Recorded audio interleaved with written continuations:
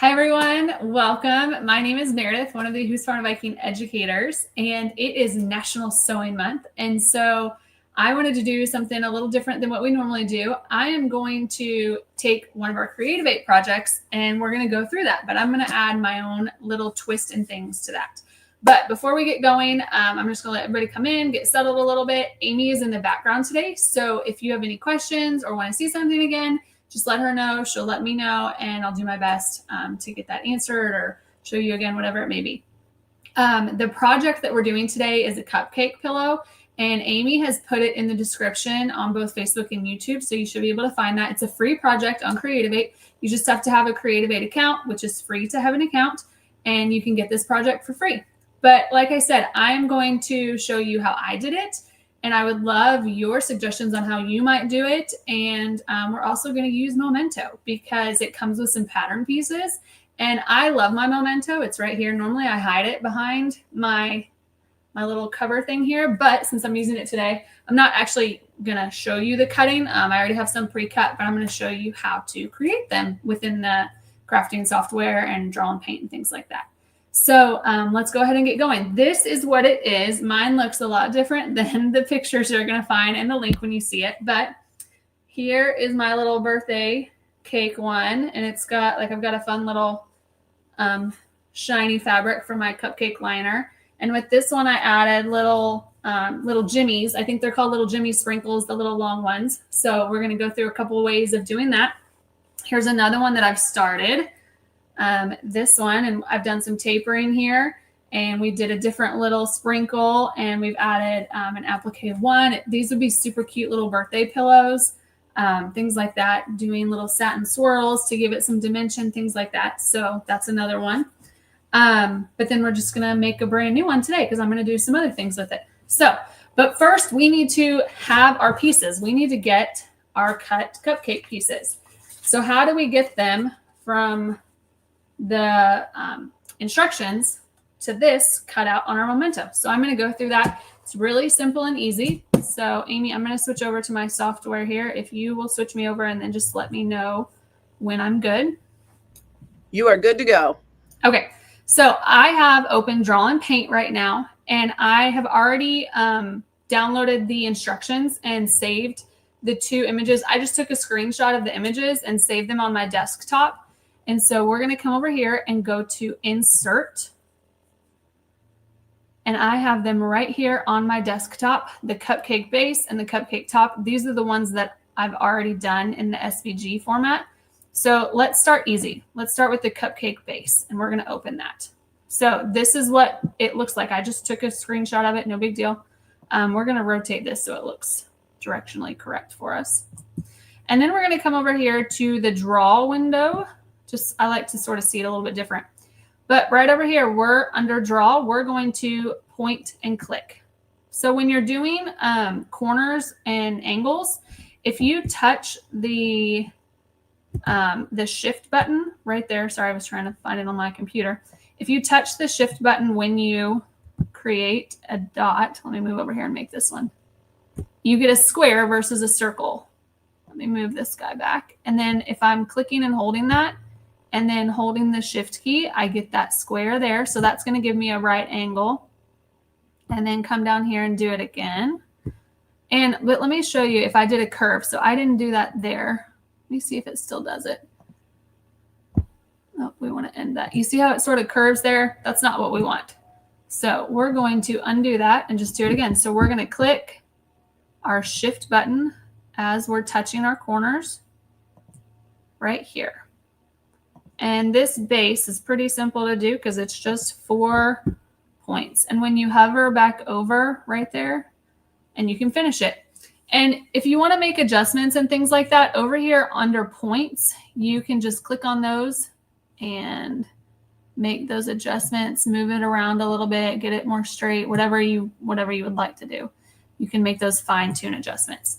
But there is my 4 points. So then once I'm done and I'm happy with that, I'm going to click File, and I'm going to go to Export right here.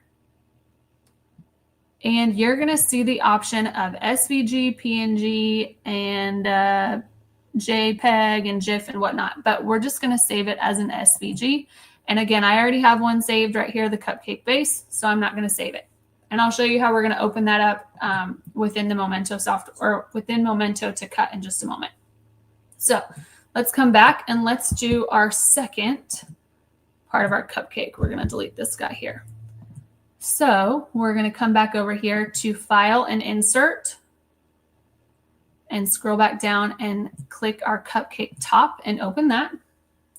Here we go. Let's turn it here. And then we're going to come back over here to draw up at the top. And so for this one right here, we don't have to click the shift button to get those right corners because our cupcake is kind of curvy. So we're just going to click all the way around. And it doesn't have to be exact right now because once we're done, we'll go through and make those adjustments. When I got right to this point, I wanted to do a right angle one here just so that it would come back around a little bit better. But it's completely up to you how you would like to do that.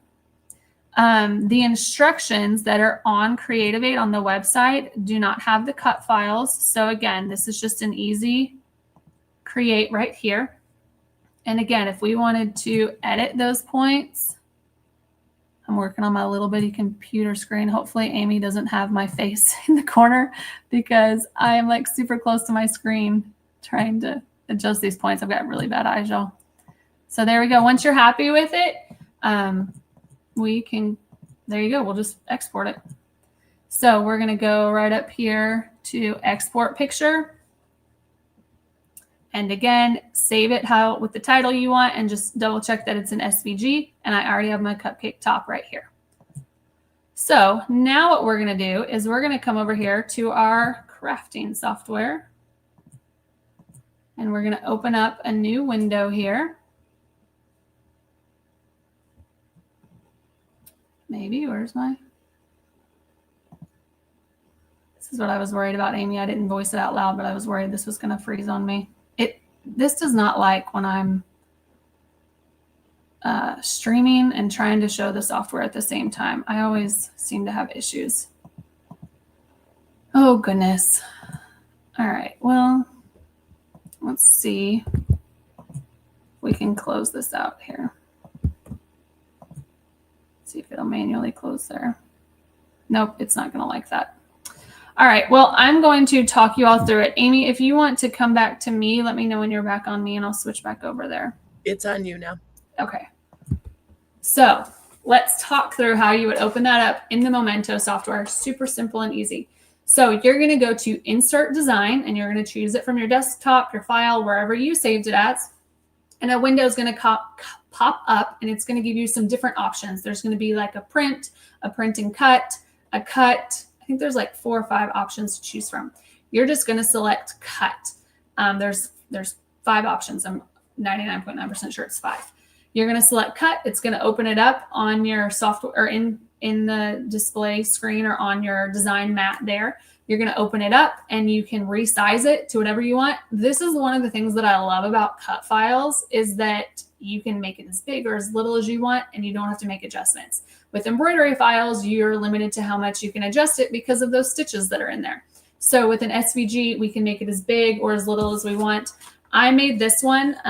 I did 12.5 by 12.5 inch pillows. And so I think my cupcake from side to side was about 10 inches is what I set it as. And I just cut it that way.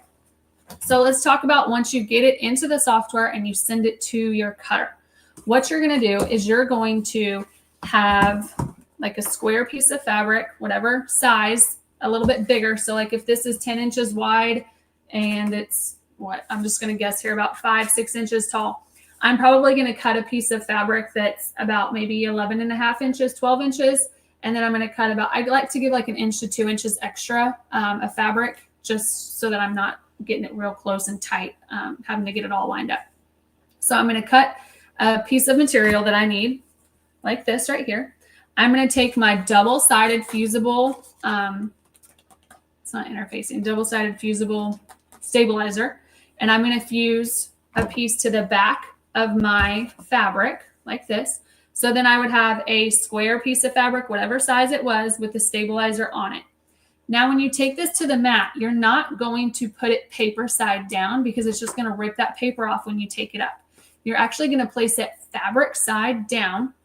So this is what you need to think about as well. You need to think about which direction your cupcake's going to go.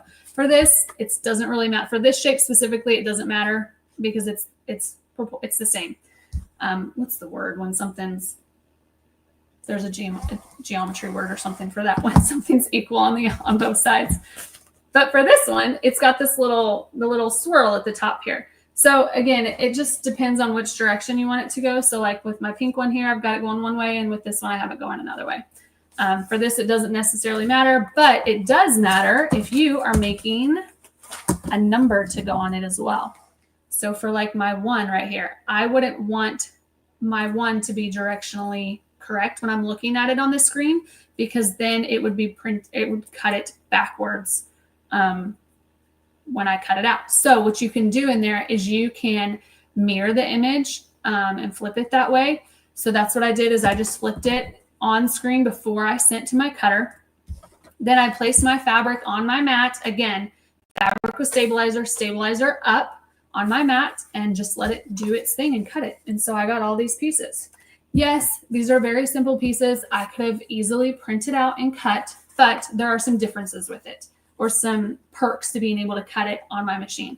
1, I can make it any size I want to. I can make it, bigger, smaller. With the printout, it's one size, it is what it is, and that's what I have to use. I mean, I could freehand draw it, but that's not as fun.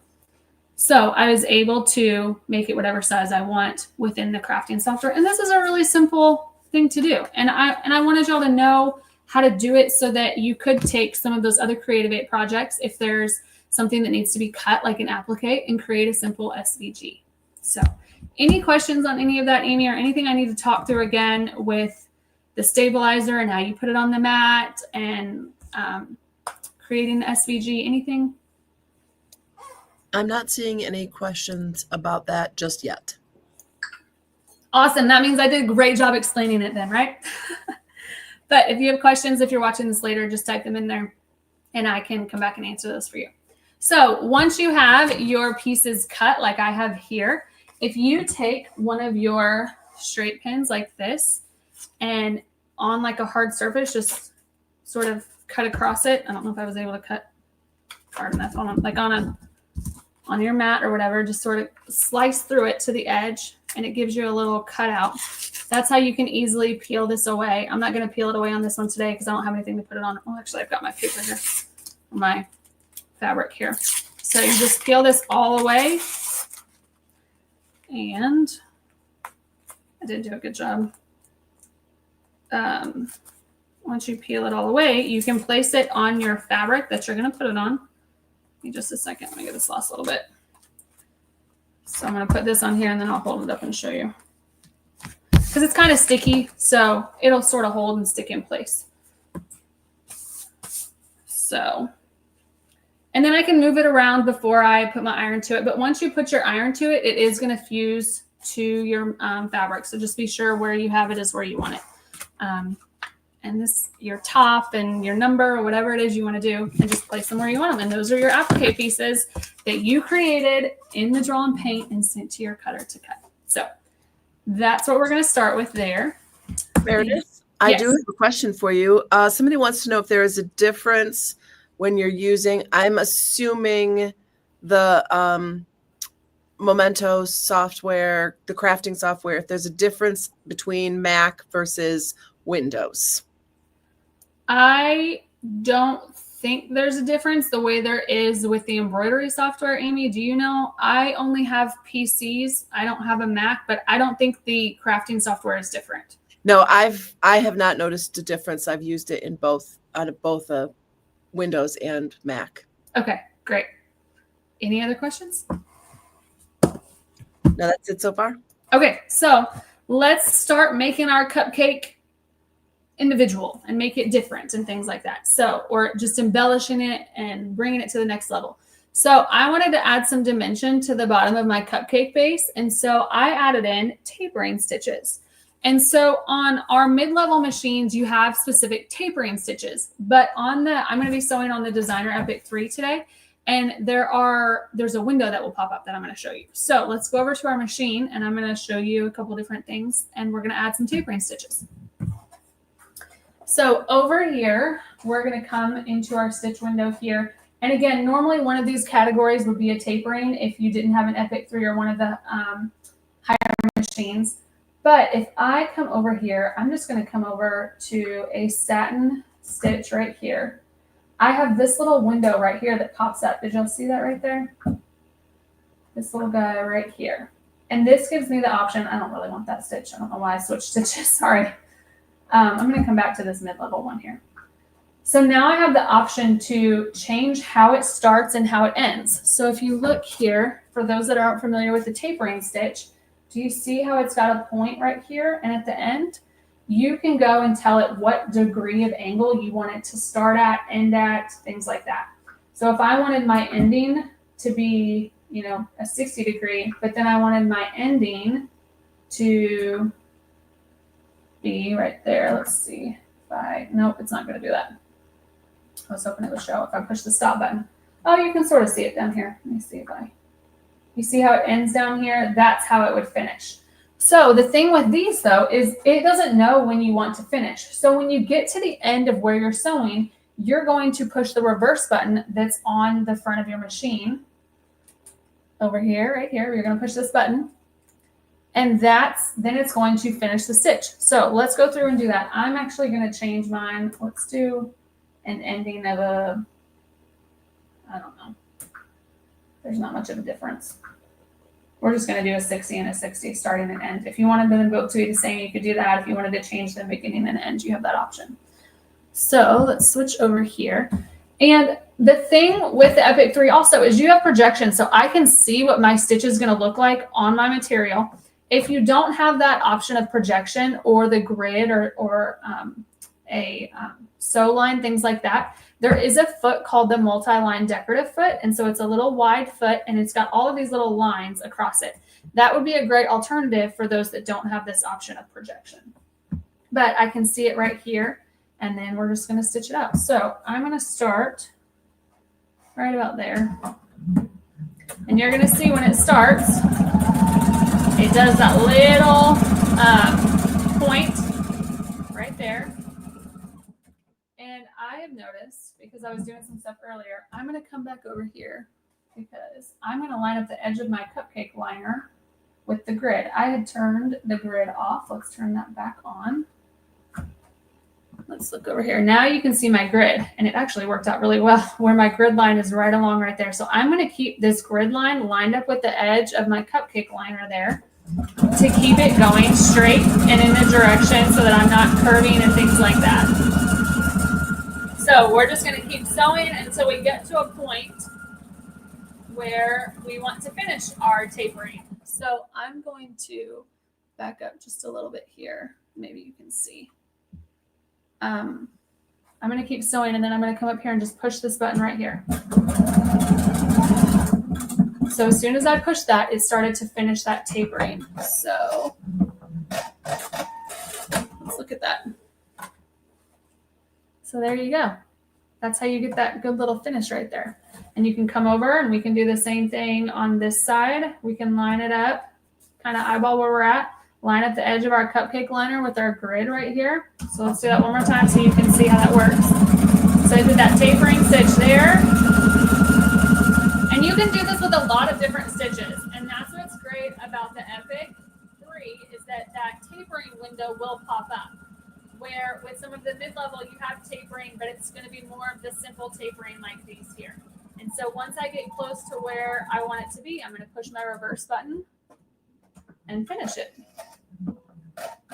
And you could definitely draw your lines with a Frixion pen or a marking pen and, you know, get it lined up. But I think I did pretty good getting those lined up even there. Those aren't too bad. And so you could add as many as you wanted. You could do some decorative stitches too in there. You don't have to do just a plain satin one like I did, but that's an option there. Any questions on tapering? I do not see any questions. Okay, perfect. So now we're going to switch to adding in some sprinkles. So I have these little sprinkles that are little circles, and I sewed this out on my Brilliant 75Q, which is a mid-level sewing machine only. And you notice how it has that little line in the top and the bottom of it right there? Can you see that right there? Those little vertical lines? I mean, they're not, you can't see that from back here. It's no big deal, but I can see it. And with the mid-level machines, that's what you're going to get. But with the Designer Epic 3 and some of the higher level machines, you can take it into Stitch Creator and take that out. So let's go over to the machine and do that. So we're going to come over here to Stitch Creator.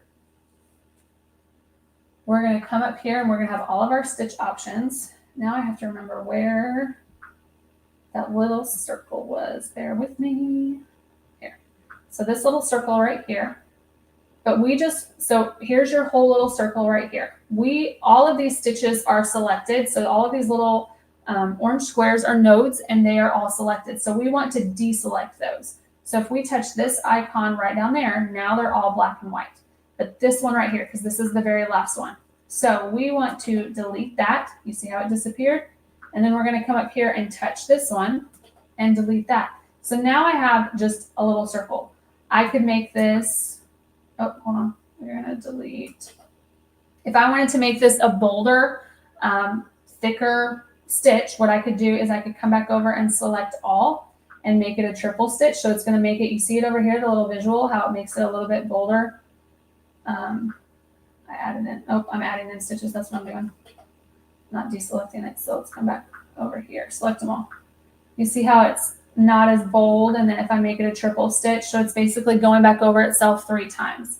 Isn't that neat? I love that I can visualize that over here as well. But for today, we're just going to keep it as a single running stitch. And then we're going to push our check mark up at the top. But I don't want a strain of all of these little circles. So I'm going to come over and touch the stop button on the front of my machine over here. You can't see it, but I'm touching the stop button. So now it's only going to stitch out one of those little guys. But I want to see where they're at as well. So we're going to come back over here to projection, touch the stitches. We're going to turn our grid off. We just need to see our stitch preview. So let's come over here. And I'm going to take my foot off so you can hopefully see it a little bit better. Do you see this little circle right here? This is where my stitch is. This is where it's going to go. So let me switch my thread here because I don't want black sprinkles. I mean, I guess I could have black sprinkles. Let's do this. I don't think that's going to show well. Let's do a lighter pink on this darker pink here. So any questions on the stitch? I'm going through these different techniques kind of quick, but I know we've done them in the past. I'm just giving you some inspiration for how you can make your cupcake your own. Any questions, Amy, while I switch this around? I don't have any questions. No. Okay. All right. Well, hopefully that means I'm doing good if y'all are asking questions.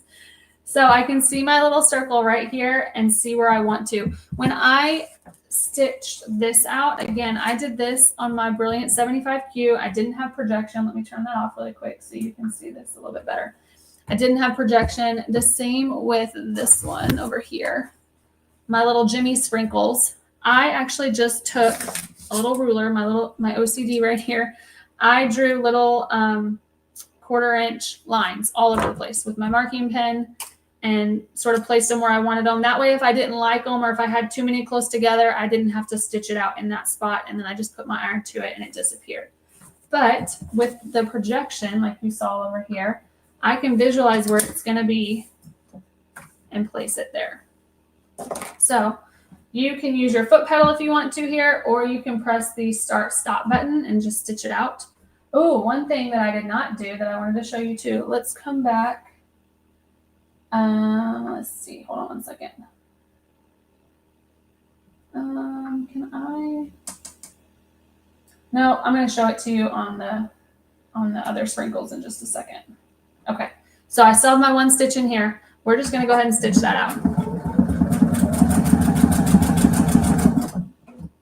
And then you can cut.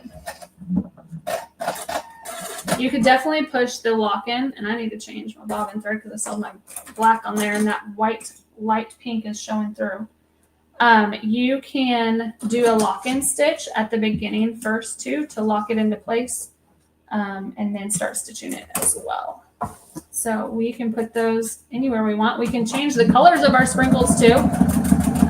With both of the ones that I did, I changed the color as I went around, and for this one I did different shades of pink, and the other one I did all the different colors. So that's how you can. Let's do one more over here. And that's how you can embellish with Stitch Creator. Or if you find a stitch on your machine that you're like, hey, I just want to do one of those, but I don't like how it starts and finishes, you can easily edit it there. Any questions on that before we go to create sequence? Nope, no questions. Okay, all right. I'm just going through today. I'm going to take that as a compliment that I'm teaching well and you're understanding everything. So next, let's do our little Jimmy sprinkles we have here. So this is just a satin stitch, and I just went in and created one. So we're going to come over here to create sequence. And this is even on some of our mid-level machines too, having that option to create stitches in there. So what I'm going to do first is I want to have a lock-in stitch. So we're going to push this button right here, and it's going to program in a lock-in before it even starts stitching. Then I'm going to come up here and come over to my satin stitches again, but I'm going to use this one this time. And I'm going to push this 10 times. That was 3, 4, 5, 6, 7, 8, 9, 10. You can make it as long or short, whatever size you want it to be. And then we're going to come down here and push the tie off again and the scissors. So now it's going to stitch out that whole thing for us there. So let's come back, but you notice it's got all of these here. I don't want all of those. Again, I'm going to push my stop button on the front of my machine over here so that I'm just stitching out one. And look at this, Amy. I don't think I ever realized it even has, it's projecting. Look at that. Can y'all see that? It's projecting the scissors and the tie off. Look at that, Amy. I've never seen that before. That's so cute. I was like, that's kind of cute. Look at that. That's really neat. I zoomed in and I got the rainbow effect. But I was like, look at that. That just made my day, y'all. All right, so we're going to stitch out these little guys. Again, you can draw your lines where you want them, or you can physically visualize where they're going to go. So it's going to do that lock-in stitch first. It did that in there. And then it's going to do my 10 stitches. It's going to lock it in, and it's going to cut it now. And I didn't touch anything or do anything. Just did it all right there. And then you can cut your tail right here. This one. So there you go. Just like that little guy. Let's do one more of them over here. Look, I love that, Amy. That is so neat. I'm like, it's the little things, guys. It's the little things. So it locked our stitch in. It's doing my 10 zigzag. It's going to lock it back in, and then it's going to cut it. And I didn't have to do anything. I just put it where I want to and press the start button. So there you go. But I want to take it to the next level. So the ones that I showed you examples of don't have any of these on it, but I was like, this would be really cool to add some individual sequins to. So on the Applique and on a few of the other machines, you have sequence stitches. So if we come over here to our dimensional stitches and we go to H3, these are all of your sequence stitches. But down here at the bottom, you have an individual sequence stitch, just the one little one right here. And you'll see this little crosshair line right here. Those are the stitches for the stitch. Yes, it's projecting that over here, but it's really hard to see. Amy and I, it was hard for her to see that, but there is a little plus line right here. So what I like to do, if you haven't done sequence stitches before, this would be a good thing to practice them on, because you're just doing one at a time. I have the little cupped sequences. You can get flat ones. If you use the cupped ones, because I feel like that's what's mostly out there to buy, unless you buy them online or special places. If you use the cupped ones like that, you want to have it to where that cup goes down versus facing up. But then what you're going to do is you can just roll your needle into that hole just like that, and then press your presser foot down, and it's going to hold it in place. Or if you have a stiletto, we could move it where we wanted to and then get it in place. So let's sew down a little sequin. Just like that. And so you could add a little sparkle to your cupcakes too. So let's do one more, and this time I'm just going to use my stiletto too. So I'm going to lower my presser foot, and then I push the lower it one more time so that it rises up just a little bit, because when you start it, you want your sequin to be underneath your presser foot. You want the whole of the sequin to be lined up with that red line. And I like to use my open toe foot. You'll find, y'all, I use my open toe foot a lot when I'm sewing different things like this, just because I want to be able to see everything and have nothing there in the way. So this is a clear open toe. We have the metal ones as well. So we just hold that in place and then cut. Let's cut our tails off. And look at that. We could add sequin to our cupcake as well. So any questions on decorative stitches you could add to the icing? And next we're going to talk about appliquing it down. But do you have any suggestions on other things? I'm pretty simple sometimes. I like the simple funness of just sprinkles or adding the satin stitch like I did this one. This is that medium satin stitch that is under the satin stitch category. You have the small, the medium, and the large size one. And I just pre-drew some little swirls, and then I just followed my line and just did my satin stitch around it to give it that little bit of a swirl too. Guess what? No questions. Oh, surprise, big surprise, y'all. Come on, give me some good questions or good suggestions on a stitch that you've used to decorate or embellish something. I'd love to know. In the meantime, we're going to go to satin stitching. So for this one, it's kind of hard to see, but I just did a basic blanket stitch on the edge of this one. And then down here on my base, I did just a normal zigzag satin stitch. It's hard to see with the black, but that was my intent. I wanted it to blend in with my background. For this one, I used a color for this one here.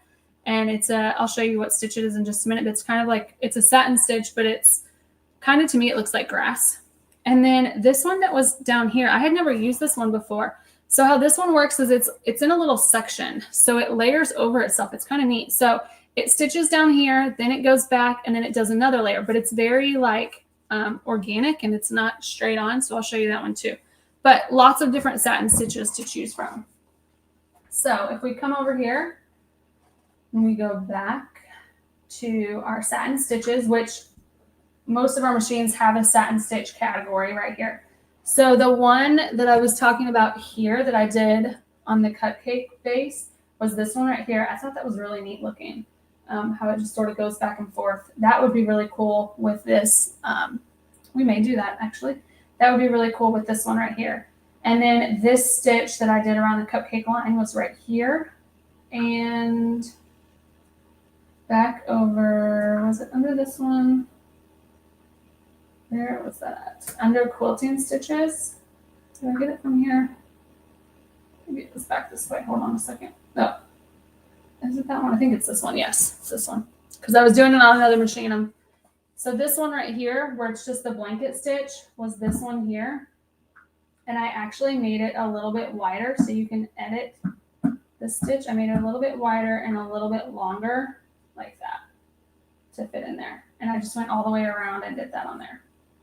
So let's go back over here and we're going to, let's choose this one, this little wonky one, and let's do it with a color. I had, where, I thought I had, well, maybe I didn't get it out. Hold on a second. I've got it right over here. Here it is.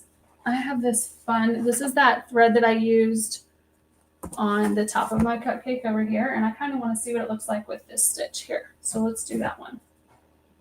Any questions on satin stitching, applique, things like that while I thread this really quick? Or any suggestions on fun stitches that they would do on their cupcake?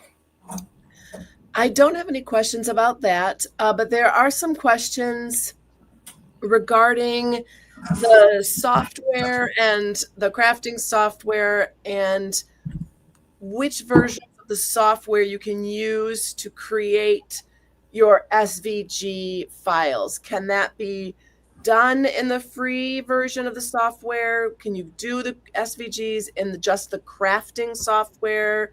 Like what do you need to do all of that? Yes. So the SVGs cannot be done in the crafting software. You could take an image in there and put it in there and create the lines. So like for the cupcake base, because you can create just lines, but that's a whole nother thing. To me, it's easier just to create the SVG. So Paint and Draw, Amy, because I know it was a recent update, that's not available in the free one, correct? But it's available in all of the other levels. That is correct, yes. Okay. Because we change. We try and give y'all more and more, but it changes so much all the time that we can't always keep straight. So if you have any of the paid versions of the software, not the free, but the paid, you have Draw and Paint. And that is a new update that they did just this year. It used to be just available with the Ultra with the highest level, but they've added it to the other ones because we want you to be able to create your own SVGs now that we have Memento as well. So within Draw and Paint, in the paid subscriptions or the purchased software on the website or through your dealer, you can do Draw and Paint now. Any other questions? Or does that explain that, hopefully, for everybody? Joanne, you let me know if that helps explain it better for you, but I don't see any other questions, Meredith. Okay, perfect. So let's go and do our satin stitch. So I added in that fun variegated thread there, and I love, again, I can visualize where my stitch is going to be. I'm actually going to switch my foot out here. I don't need my open toe for this. And look right here, it's going to tell me what foot I need, my B foot. So I'm going to come back over here, make sure my thread's there. There we go. So I can visualize it right here, or if you don't have projection, again, use that middle line of your B foot. Right there, you see that middle line, the middle red line. Line that up along the edge right here so that it covers both sides of your applique that you're stitching out. So just like that. And I'm not going to do this whole cupcake because it's going to take a little bit, but I'm just going to do a little bit of it so we can see what this looks like, because I'm curious. But there's so many different options of applique stitches, satin stitches, really just anything. But once you get it fused down, it'll pretty well hold in place. Like this one's not coming up the way my other one that I have not fused yet is coming up. So I like to preset them with my iron, and then I will come through and do my satin stitch or applique stitch, whatever it may be, on top of it after the fact. So we're going to stop there, cut that, and see what this looks like. It's kind of fun. Look at that. That's a fun little stitch there with the variegated thread. Very neat. All right. Any questions on applique? And again, you would do the same process going around your curve here. Actually, for those that have not done applique before, let's do that a little bit. We're good on time before we put everything together. So I want to just give you some tips and tricks for when you're turning corners a little bit here. So I'm going to rethread with a different color. And we're going to choose just a basic satin stitch. If you've never appliqued before, I would suggest using just a straight satin stitch first, getting the feel of how it works and things like that. So I've come over here and I've chosen just a basic, the medium one right there. So I'm going to start here and go around. Whenever you do this, you want to make sure your needle is set for the down position when you stop sewing. And I do have that light on up here on my button, so I know that it will. So we're just going to go around this right here. And the reason you want to have your A foot versus your B foot, here's my little unsolicited tip for National Sewing Month, is with the B foot, it has the little ramp underneath it. So when you have that satin stitch, it'll go under there smoothly. Where an A foot, which I don't have over here right now, does not have that. So when you have those bulkier stitches, you want to have on the B foot or your satin stitch foot. So as you're going, you can curve with it as it's going. But when you get to some of those corners, like we're going to get up here in just a second, or if you get to a right angle, we want to stop with our needle on the right side of our stitching, because it makes it easier to pivot that way. If I stopped on my left, watch it on, if I stopped on my left and then turned it, it's not going to give you as smooth as a flow. And this is really important when you get to those. So right here, I'm going to curve this now, and I can still stay on the outside of that curve. So you want your needle, again, to stop in the right, not the left. So that's on the left. We want this to be on the right. It just makes it a little bit easier if you're turning this way. If you're turning the other way, you would obviously stop with your needle on the left. I'm right-handed. I always work this way. This is just how I do it. If you have suggestions on turning applique, things like that, I would love to hear them. I'm always open for new and easier ways to do things. So we'll just stop there. But again, whenever you're turning, you always, whichever way you curve, you want your needle to be on the outside of the way that you're going. So it's always good to just stop with your needle in the down position. That presser foot's going to rise up just a little bit, and you can see how it's going to go before you start sewing. Don't try and force it or rush to get around curves, things like that, because you want to have a good smooth curve there as you're doing that. You see that there? So like with this one here, I rushed a little bit. And see, this one's a little bit more choppy here. And you can see here, I actually had to go, I'm giving away my secrets. I had to go back over this one a little bit because it was too hard of an angle when I did it. Or like here. So just go kind of smooth as you're going around. So if I was turning this way, I would stop with my needle on the left side as I'm curving to go around this way. So hopefully that explains that. Any questions on satin stitch, on applique, anything like that so far before we put this all together? Somebody has a question asking, are these stitches something you can do in the software when embroidering? It So you could, Amy, I'm trying to think of how, it just depends on the size of the applique that you're doing. You could definitely program in this cupcake in there to then applique it down for you. There's some more steps in there. And at that point, to me, it's just easier to applique it down myself. But yes, you could take it into embroidery. You could hoop scan with the designer Applique 3. You have hoop scanning. So I could scan the entire, if I had, that's a great idea, actually. If I had my whole cupcake hooped in there, I would make this black piece. I wouldn't have cut this down to 12.5 by 12.5 or whatever size yet. I would have kept this large and hooped everything in there. It would hoop scan it. And then what I could do is I could go in there and choose sewing stitches and manually just place them wherever I wanted and see it on the screen. So when you hoop scan it, it basically takes an image of the entire hoop and what's in there and puts it on your screen. So you can then go in there, and if you had a number 1, you could go in there into the applique letters or applique numbers. You could just do it directly on there versus cutting it. That would be a good solution. If you didn't want to cut your number with your memento, you could do that because those are already programmed into the machine.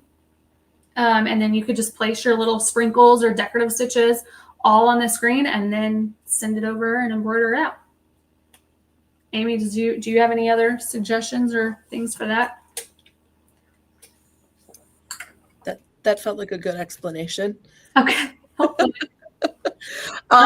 you still have your software in a place where you could walk through creating those SVGs again? Yeah, definitely. So let me open it back. Okay, Amy, I'm open there.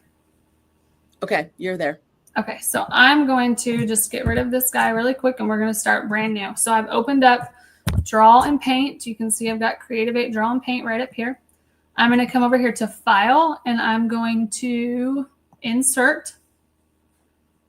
And I already have a screenshot of these images on my desktop here. So I've got my cupcake top right there, and there it's loaded. And we're going to come back over. We can rotate this here. The reason that they're all turned that way is because that's how it showed up on my screen. When you print the instructions, they're facing horizontally like that. So come back over here to Draw, and then we're just going to click our points. So right over here, we're just going to go around just like this. And when you get to this little curve, if you wanted to, you could hold your Shift key. I'm going to move him down just a little bit. Oh, I added in another one. Whoops. You want to make sure you see those little cross arrows. I'm pointing to my screen like you can see what I'm pointing to beside my mouse pointer. Whenever those are there, that means you can move the node. These are called nodes. You can move the node that it's hovered over. When you see the circle there, that just means you're back to placing it. And if you wanted to add more or take away more, this little plus minus that's over here on the right, you would see a plus or a minus if you had one of those selected, if you were adding more nodes or taking away nodes, things like that. So I just did a rough finish. And now that I hover over that first point, I have that X there. So now it's finished. And we're going to come over here and we can adjust our nodes and make it a little bit curvier if we want to, you know, whatever we want to do, make it a little bit different shape if we wanted to, just adjust it. Is that a good explanation for the person that was asking to see it once more? I'm happy to go through and explain anything else. And will you just walk through exporting it as well? Yes.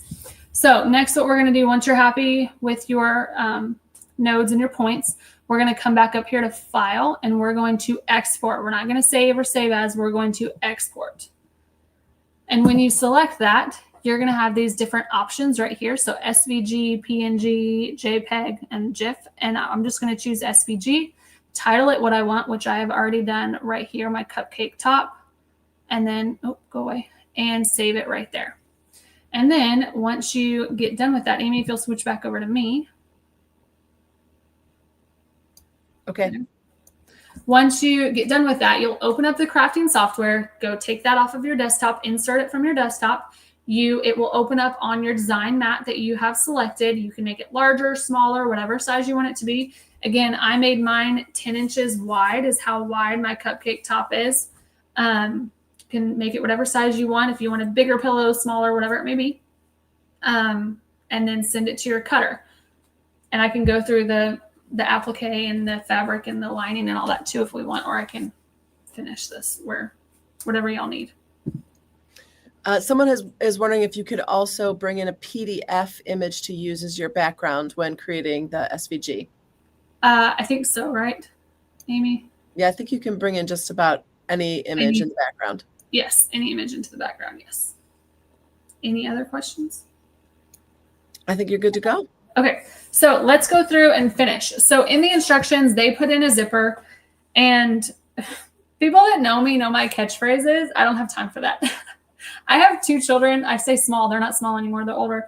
But I have to get through things quickly. Zippers are easy to do. I do zippers often. I enjoy zippers. But if I'm just making a simple little pillow like this, sometimes I just want a little fold over pocket pillow. So I added a fun little decorative stitch to it right here. So I'm just going to go through how I made a pocket pillow. Again, with these CREATIVATE projects, you can make them how you want them to be. Just make them your own and have fun with them. Like you don't have to follow the instructions if you don't want to.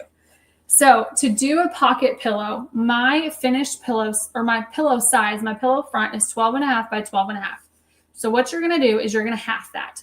So I just round it up. So 12, half of 12 and 12 is 6. But I'm going to add 3 to 4 inches to that, depending on what it is. So if I have 6 plus 3 is going to give me 9. Then I'm going to have some of my overlap. Let me see if I can hold these up so you can see. So that way, when they overlap and I finish it, it's going to give me that 12. I got to turn the right way. The 12 by 12 when I line it up. And I'll show you how to do that in a minute. So I cut 2 pieces that are 9 by 12.5 because I still want it to be 12.5 this way. So again, let's go through that. I've got my pillow, my finished pillow that is 12 by 12. I'm going to half that to give me 6. And then I'm going to add 3 or 4 to that. So 9 or 10, whichever you would like to do. Sometimes if you do too much of an overlap, it's really hard to get your pillow in there because there's not enough space. So I like to do around 3 usually. But then what I did on one of the pieces, I did a little fold over right here. And that's probably about more than a 1/2 inch, but about a 1/2 inch is all you have to do. You can do a straight stitch down there. You can do a decorative stitch like I did on this one here. Like that. Whatever you would like to do, you have that option. It's another fun way of adding in some color if you're doing black and you want to add the color to it. So let's go through this really quick and do just a simple stitch on here, and then I'll show you how to assemble it and put it all together. So over here, I was looking earlier and I wanted to show you guys. Let's go to this and that. There were some fun ones in here. So those are animals in travel. There's balloons. You could do a balloon down there. You could do the present. That would be really cool down the edge right here to have that present facing up. I think that would be really neat. But for time's sake, we're going to just come over here and we're going to do just a straight stitch. And you could do a reinforced. Let's do a reinforced straight stitch to give us some more texture there. So I'm going to put For this one, I don't know necessarily that you would need stabilizer behind it, but I had it prepared anyway because, actually I know we don't, because I was going to do a decorative stitch originally. So you can have whatever seam allowance you would like here. I normally line it up with the edge of the foot or that first red line to be sure to get it right there. It's telling me I need to engage my IDF, which I didn't switch my foot, so we're just going to leave it this way for time's sake. Just go all the way down. Keeping this lined up, and then this is going to give us that good clean finish so that we don't have a raw edge on the outside of our pocket pillow. You can do this same process with the other piece, but because it's inside the pillow, you don't have to. I'll show you on mine that I did not. So we're going to cut there. So on my finished one here, I did not finish this edge here because it's going to be on the inside. I just folded over this top one here. So that's going to give us our little line there. I'm going to turn my projection off. It's getting in the way when I try and show you all things. There we go.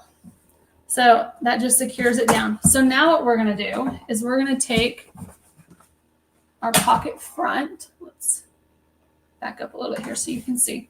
So once you're done with your cupcake and ready to go, you want this fold over piece to be at the top, because when you look at your pillow, you want to have that fold over come down and not be like this, because then it's just going to look goofy on your, yes, it's up against your couch, but just for me, I like to have that where it lays down like that. So we're going to place this at the top, and we want this folded part to be touching our cupcake so that we know that that's the outside piece and not the inside piece there. So, and then I like to take some clips and clip in the corner or where the end is right here, because once I place my other piece on top of it, you won't be able to see that, and I don't want it to get folded up. So then I'm going to take my second piece, and again, right sides together, just like that. And then I'll take that clip that I just put on and then just clip over all of the edges. And then the same for up here and my corners. Just like that. And what you're going to do, you're going to sew all the way around. I'm not going to do it on this one because I'm going to do some more on that cupcake later. You're going to sew all the way around this. But if you have a serger, I would suggest using a serger. If you don't have a serger, that's okay. On your machine, if we come back up here to the Joy OS Advisor, we're going to go to Sewing, clear what we were working on. Down here under Techniques, this is again just a little sewing advice for National Sewing Month for you all. So you have a seam, an overcast, and a seam and overcast. I'm going to tell you what the differences are between all of those. So with a seam, it's putting two pieces of fabric together to hold them together. That's a seam. An overcast, and you can tell also there's two pieces of material here. One's a little bit lighter than the one below it. So that's a seam, putting two pieces of fabric together. This overcast one, you can tell this is the right side of the fabric because it's a little bit darker. This is just giving you a finish on your material. So for that inner piece, if I wanted to, I could come over here and just do an overcast to keep this from fraying and coming undone more. I don't need to do a seam because I'm not putting two pieces of material together. I'm just finishing this raw edge here. But then a seam and an overcast is these two things together. It's putting two pieces of material together and then adding that finishing edge here. And that is what I added. I'm going to open this one up that I already have done here so you can see. That is what I added right there.